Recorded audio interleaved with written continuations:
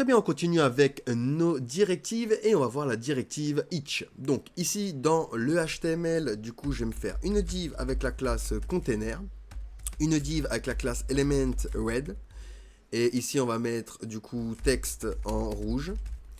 Ensuite je vais me faire une div avec la classe element green. Hop, ici on va mettre texte en vert. Et ensuite une div avec la classe element blue. Et je vais mettre ici texte en bleu. Voilà, parfait. Donc ici, on a 3 textes, ok? Donc, la directive each permet de parcourir une liste ou des paires. Des paires, donc clé-valeur. Et d'exécuter un bloc de code pour chaque élément de cette liste ou chaque paire. Donc clé-valeur hein, pour les paires. Voilà comment on utilise du coup cette directive. Par exemple, ici, je vais me créer une variable couleur. D'accord? Et à l'intérieur, je vais donner 3 couleurs. Donc ici, ça va être red, green et blue. Ok? Donc séparé par une virgule. Ensuite, j'utilise le mot-clé each. Et c'est un peu comme la boucle for in en JavaScript, pour ceux qui connaissent JavaScript. On va lui donner ici une variable.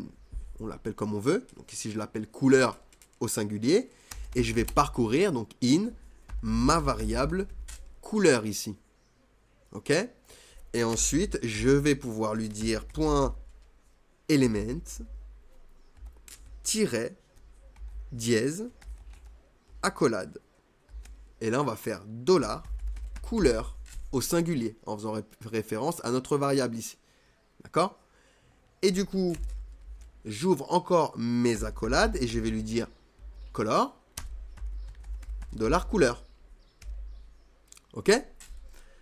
Et regardez, j'ai bien ici mon texte en rouge, mon texte en vert, mon texte en bleu. Parce qu'il a pris ma classe element, il a rajouté element red, green, blue.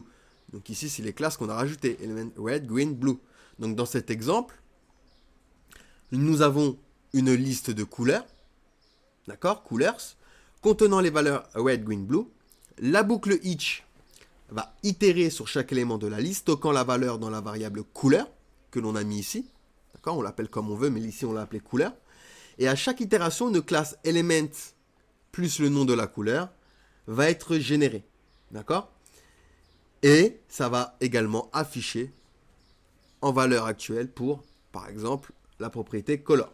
J'aurais bien pu utiliser background, par exemple. D'accord? Donc si on regarde dans le CSS compilé, d'accord, on a bien ici element red, element green, element blue, color blue. Donc la directive each est utile pour itérer sur des listes ou des paires clés-valeurs, permettant ainsi de générer du code CSS répétitif en fonction des éléments de la liste, ou alors des paires clés-valeurs. Et ça facilite la réutilisation et la gestion du code en évitant la duplication et en favorisant la flexibilité. Allez, on passe du coup à la suite.